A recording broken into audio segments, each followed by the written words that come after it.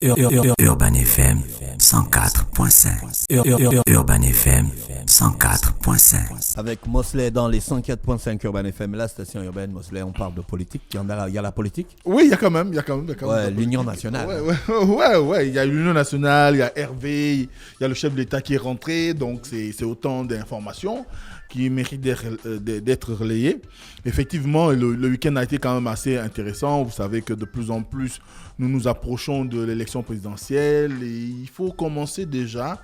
Oui, on est... L'élection présidentielle. Elle n'est plus loin. C'est là, août 2023, c'est devant nous là. On n'est même pas encore août 2022. On y est déjà. Les années filent. Tu aimes trop la politique. Mais hier, on était à 19h le vendredi. Boum, on est déjà lundi matin. Tu vois. Non, on est déjà tout proche. Ce qu'il faut dire, c'est que le week-end a été suffisamment riche en activités politiques, notamment en ce qui concerne, par exemple, le Rassemblement pour la restauration des valeurs qu'on appelle RV, qui est un parti proche du PDG et qui avait été dans la mouvance de Brice Akujalianga. Vous vous souvenez, lorsqu'il était directeur de cabinet, au moment d'aller aux législatives, on nous a annoncé la création de 2 formations politiques.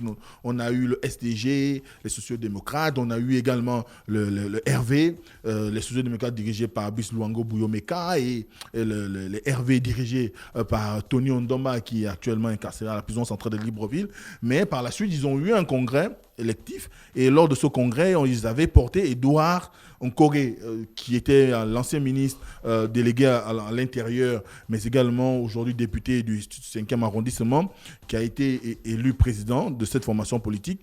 Et ce parti vient quand même de connaître des changements dans la mesure où il s'abandonne en tant que parti pour désormais intégrer les rangs du Parti démocratique gabonais. Et vous connaissez la formule de Pune de Mezo, bien qui a fait le ralliement du Parti démocratique gabonais, du moins son retour au PDG avec... Absorption.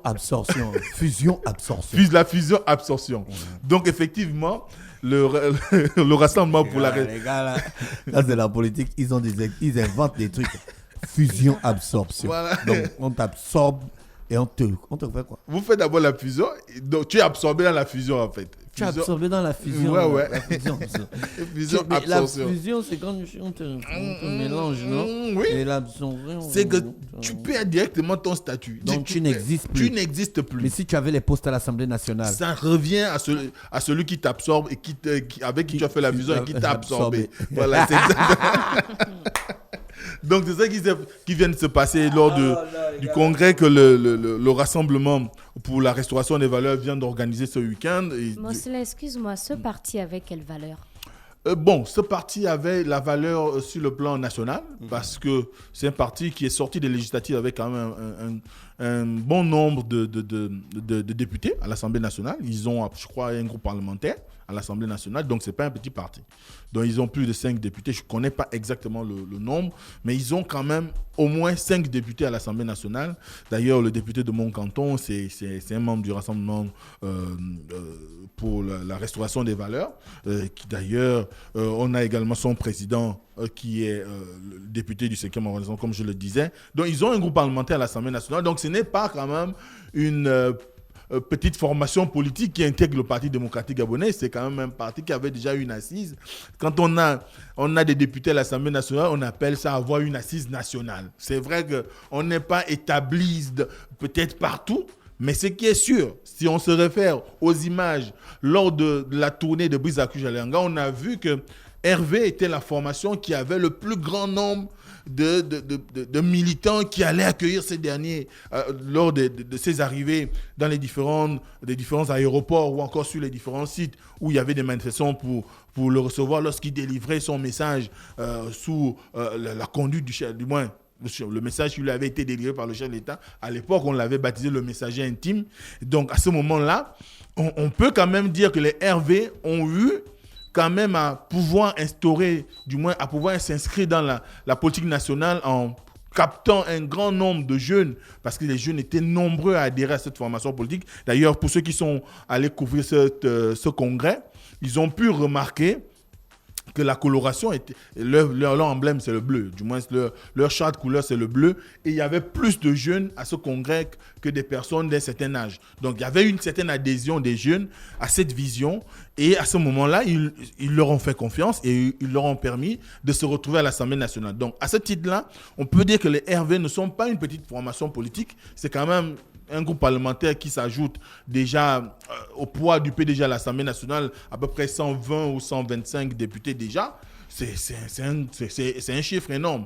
Donc à ce moment-là, on se rend bien compte que cet appel n'est pas aussi, du moins cette acceptation n'est pas venue ex nihilo comme ça, bon, on se lève un matin, on va se retrouver à pouvoir accepter la fusion-absorption. Mais non, ça vient d'un appel. Vous savez que le chef de l'État avait appelé à une mobilisation en juin 2021, indiquant, d'ailleurs, on se rappelle aussi que René Desmaisons avait fait une communication où le chef de l'État, où il confiait que le chef de l'État lui avait dit qu'il fallait aujourd'hui créer des pôles politiques, des regroupements puissants qui soient capables de pouvoir porter la démocratie nationale, porter le débat politique sur la scène nationale. Et dans la foulée, les membres du RV avaient été reçus par le chef de l'État qui leur a réitéré son engagement à pouvoir créer une synergie autour de lui, notamment autour du Parti démocratique gabonais, et qui appelle à ce que les partis qu'il estimerait puissent s'engager désormais à se fondre dans le Parti démocratique gabonais. Donc ce week-end, c'est la réponse solennelle qui a été donnée à cet appel du chef de l'État par les membres du Rassemblement pour la restauration des valeurs. Ils ont dit oui à la fusion-absorption. Donc, ils sont désormais, à la suite de ce congrès, membres à part entière du Parti démocratique gabonais. Maintenant, après, comme on l'avait vu avec le parti de René Desmaisons, on verra quelles seront les procédures à suivre jusqu'à ce qu'on arrive à une adhésion finale, notamment avec la prise des cartes et la signature des fiches d'adhésion. Donc on verra comment ça va se dérouler. Mais il faut déjà retenir qu'ils sont désormais en fusion et en absorption au sein Il n'existe plus. Il n'existe plus entre griffes en attendant que le PDG fasse une communication pour dire qu'on vous accepte. Parce que oui, vous acceptez. C'est vrai que c'est sur instruction du distingué camarade, mais le distingué camarade peut peut-être aussi avoir changé d'avis entre-temps, puisqu'on est toujours aussi en train de voir comment le jeu politique se passe au niveau des écuries sur la scène nationale, comment les pions se jouent, comment ça bouge. Donc, dynamique unitaire. Non, dynamique unitaire, c'est une confédération syndicale. Machin, démocratie nouvelle. Démocratie nouvelle, voilà. C'est ça. C'est oui. Le parti c'est l'ancien parti de Desmaisons, oui. Qui n'existe plus. Qui est déjà dans le PDG. Parce qu'ils ont fusionné, il y a eu une absorption de démocratie nouvelle dans le PDG. Oui, mais démocratie nouvelle, c'était un parti de l'opposition. Oui. Mais RV n'est pas un parti de l'opposition. Non, ils sont un parti de la majorité. Voilà. Ils étaient déjà un parti de la majorité. Donc, c'est facile de les fusionner donc, et de les absorber. Voilà. Déjà qu'au moment d'aller aux élections, avec le parapluie qui était le leur, j'ai envie de dire ça comme ça, ou le parrainage qui était le leur, notamment en rapport avec Bixaki Choualianga, qui était en même temps directeur du cabinet civil et aussi directeur du cabinet politique du chef de l'État, il y avait quand même dans la lecture des observateurs une certaine ambiguïté, parce qu'on ne comprenait pas pourquoi il y avait le besoin de créer deux formations qui s'opposaient au PDG et qui finalement ont quand même réussi à arracher un certain nombre de sièges qui avaient déjà une empreinte du Parti démocratique gabonais. Ils ont réussi à arracher ces sièges-là au point de devenir des forces dans la majorité. Et d'ailleurs, c'est tout le sens des appels qui avaient été engagés à ce moment-là, notamment 2018-2019, par le CLR, notamment lorsque le docteur Nicolas Chedé est devenu délégué général du cercle des libéraux réformateurs. Elle avait demandé à ce qu'il y ait une restructuration de la majorité pour qu'on sache exactement qui fait quoi. Parce que l'ancienne charte, du moins la charte sous laquelle fonctionne la majorité aujourd'hui, c'est une charte qui date d'avant 2016. Donc, à ce moment-là, il y a besoin d'une reconfiguration parce que tout le monde pouvait se réclamer d'être de la majorité sans avoir adhéré, sans avoir signé l'acte d'adhésion à la majorité. Et à ce moment... Est-ce qu'il y a un acte d'adhésion à la majorité? Oui, la majorité, c'est un regroupement politique.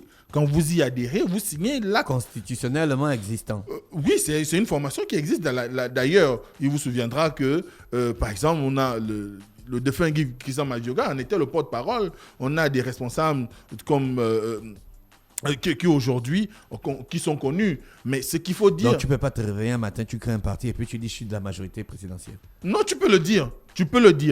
Mais tant que tu n'as pas fait acte d'adhésion clairement, tu n'es pas membre, tu es, on va dire, sympathisant ou tu épouses les mêmes idées que la majorité. Là. Tu es là, mais sans être là. D'accord. Voilà. D'accord, Voilà. on avance. Donc, c'est un peu ça. Donc, à ce moment-là, il faut retenir encore une fois que les RV n'existent plus à la suite du congrès qui vient de se tenir. Je crois que c'était leur deuxième congrès. Ce congrès qui vient de se tenir, c'est à entériner l'adhésion à l'appel du chef d'État, a créé une mobilisation d'ensemble autour de sa personne, mais surtout autour du Parti démocratique gabonais. Ensuite, il y a le président de la République qui est rentré de son périple de 21 jours à l'étranger. Vous savez qu'il est parti depuis le 24 octobre et un déplacement qui l'a conduit tour à tour à Riyad, à Glasgow, au Maroc, donc à Rabat au Maroc, à Paris. Et lors de ces différentes interventions, ou bien lors de ce périple, on a vu qu'il y avait des intérêts assez particuliers. Pour Riyad, c'était le sommet sur les investissements, le 5e sommet sur les investissements. À Glasgow, c'était des questions en rapport avec l'environnement, donc la COP26. Et à Rabat, c'était des intérêts bilatéraux entre le Maroc et le Gabon. À Paris également, le chef d'État a été reçu par Emmanuel Macron, avec qui il a dévisé sur un certain nombre de sujets qui concernent nos deux pays et certainement des sujets personnels, mais aussi il y a eu la présence du chef d'État à la tribune au niveau de l'UNESCO, notamment pour la 45e conférence de l'UNESCO qui marquait les 75 ans d'existence aussi de cet organisme international. Et le chef de l'État a réaffirmé l'engagement du Gabon à pouvoir travailler à la préservation de son patrimoine, aussi bien naturel que culturel, mais également à la préservation de la paix et à la promotion de la justice sociale, des thèmes que vous savez qui sont chers au président de la République et qui, depuis qu'il est arrivé, se bat pour faire en sorte que notre pays puisse être un carrefour de l'échange, un carrefour pour pouvoir permettre à ceux qu'il y ait une certaine lecture des ambitions qui sont les siennes, notamment, par exemple, en ce qui concerne la culture, la promotion de la justice sociale. On a ce chantier qu'il a engagé en rapport avec la promotion des femmes, l'équité, et ce qui fait qu'aujourd'hui, quand on regarde un petit peu dans notre société, il y a beaucoup de lois qui ont été votées entre-temps. Dernièrement, le chef de l'État...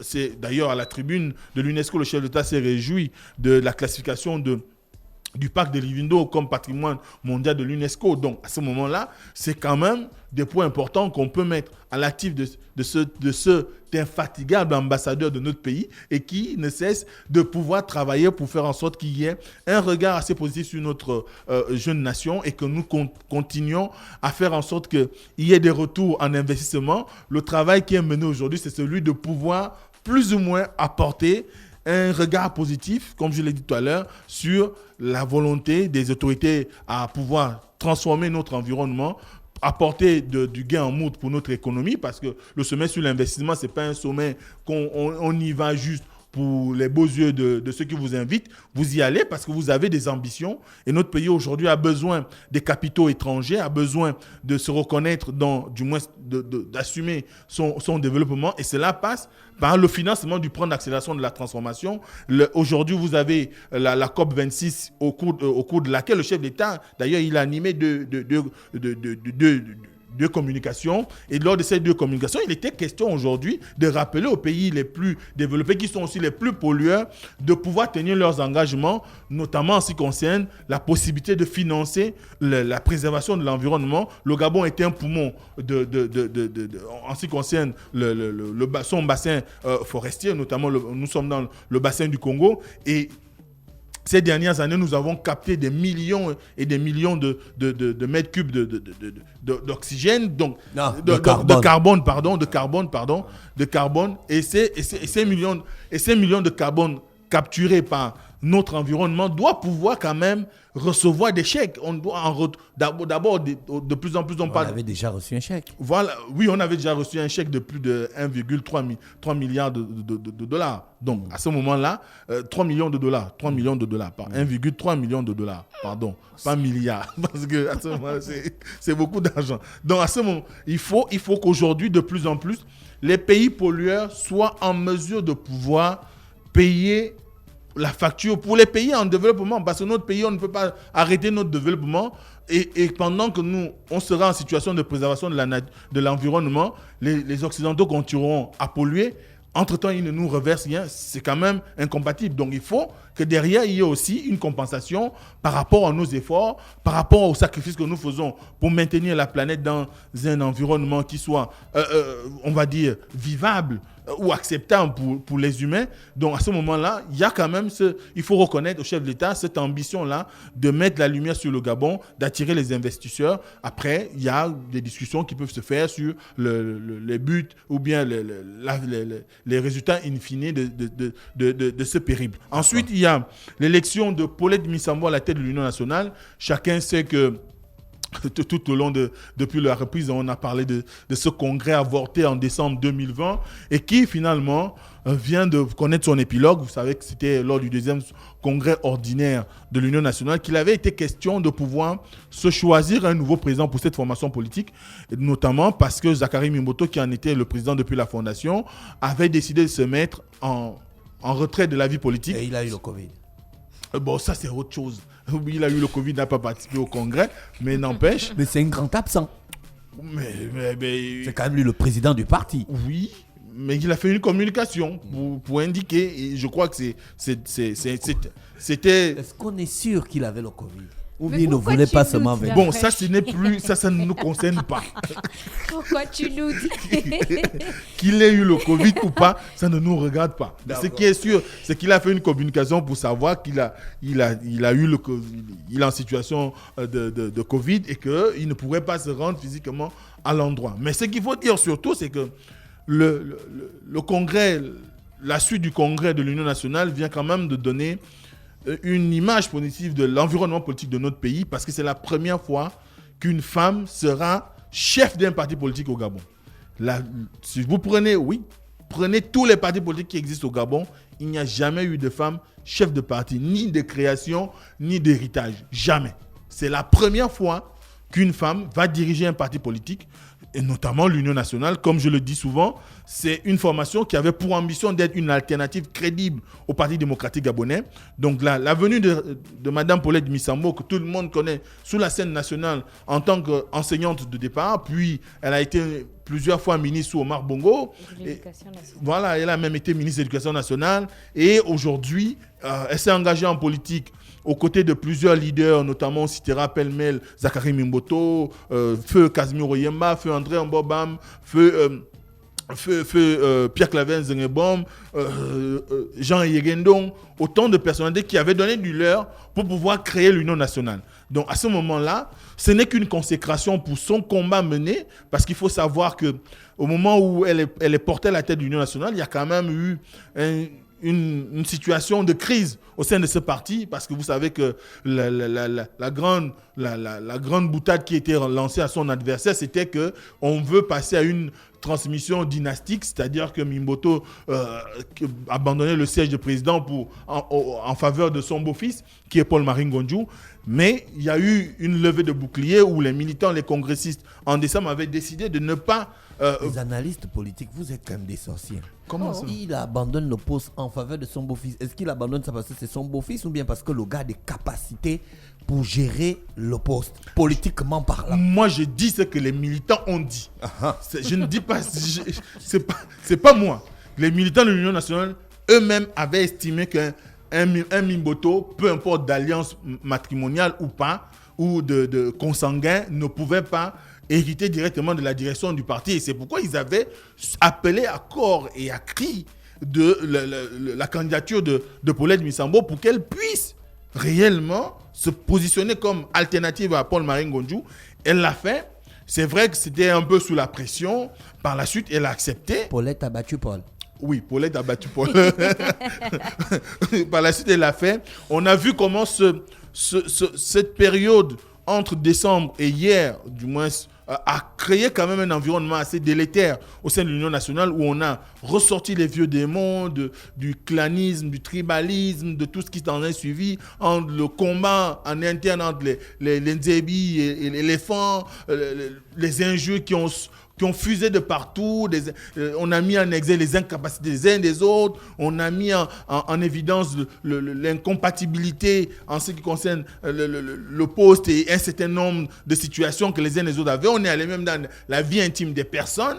On se rappellera que des gens n'ont pas hésité à tacler Madame Misambo sur sa relation avec le défunt Casimiro Yemba. Donc, à ce moment-là, il y a quand même aujourd'hui que... Ça fait partie de la politique, ça. Ben bien sûr. Et d'ailleurs, c'est ce qui a prouvé la grandeur d'esprit de la nouvelle présidente de l'Union nationale, parce qu'à l'issue du congrès, après avoir été déclarée élue, elle a fait un discours dans lequel elle saluait la combativité de son adversaire, mais surtout à exprimer le souhait de travailler de concert avec ce dernier pour créer une union de progrès. Ça aussi, c'est de la politique. C'est de la politique, bien sûr. Mais c'est toujours important. Attaquer, c'est politique. Mais Tu peux faire croire à ton adversaire que tu vas travailler avec lui. non, Ouais. Pourquoi tu alimentes? ce sera là et ce sera là ce que tu dis, ce sera le véritable test de Paulette Misambo, parce que si elle ne parvient pas à rassembler, à unir les forces de l'Union nationale, eh bien l'Union nationale ne pourra pas réellement se relever des démons qui sont sortis durant la campagne. 1. 2, elle doit pouvoir offrir à l'Union nationale une idéologie concrète, une détermination, un but précis, parce que l'Union nationale, avec tout ce qu'on connaît et tout ce qu'il y a eu comme discours autour, ne devrait plus être un parti de la remorque dans l'opposition. Ça doit être un parti phare. Et d'ailleurs, je crois que Barreau Chambria, en saluant l'élection de Mme Paulette Misambo, a eu raison de saluer le pragmatisme de cette dernière et l'expérience. Et cette expérience, au niveau de la gestion de l'État, elle doit maintenant mettre cette expérience au service de l'Union nationale.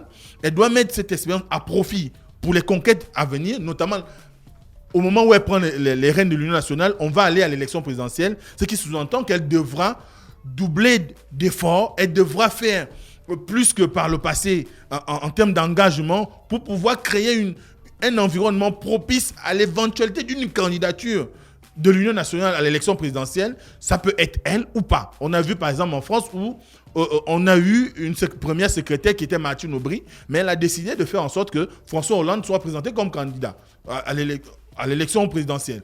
Si Madame Gondjou ne trouve pas les ressorts nécessaires pour qu'elle-même soit candidate à l'élection présidentielle, elle devra... Madame Misambo, pardon. Si Madame Misambo ne trouve pas les ressorts pour pouvoir elle-même être candidate à l'élection présidentielle, elle devra travailler à faire en sorte qu'il y ait au moins une représentation de son parti à cette élection et non plus continuer à servir de valise diplomatique pour un certain nombre de candidats de l'opposition qui, à la fin, finissent par amener les populations à se déjanter, parce qu'aujourd'hui, l'Union nationale a grandement perdu, parce que l'Union nationale a fait le choix d'être à la remorque que d'être à la tête. Et à ce moment-là, on voit les résultats sur le terrain. C'est vrai qu'il y a encore quelques personnes qui sont suffisamment convaincues du combat mené par l'Union nationale, aussi bien du camp de Paul-Marie Ngandjou que du camp de Mme Misambo. Donc son grand combat, comme je l'ai dit tout à l'heure, sera d'abord de rassembler à nouveau les forces, créer une synergie qui leur permette d'aller au-delà on va dire, des querelles qui sont ressorties pendant la campagne, et de créer un environnement propice à l'émergence d'une idée de candidature à l'élection présidentielle. Et cette idée-là tiendra de la philosophie que l'Union nationale aura adoptée. Sinon pas d'idéologie, eh bien, ils auront du mal à pouvoir ramener un grand nombre de militants dans leur escarcelle. Or, ils ont besoin aujourd'hui de s'affirmer en tant que parti. Ils ont besoin aujourd'hui de s'inscrire dans la logique de la conquête du pouvoir. L'Union nationale a besoin de rassurer l'opposition et de s'inscrire véritablement comme un parti qui sera l'alternative au Parti démocratique gabonais. Merci Mosley qui parlait de politique ce matin sur les 104.5 Urban FM, la station urbaine. On se retrouve demain lorsqu'il sera exactement 7h. Voici l'horoscope des auditeurs. Urban FM 104.5.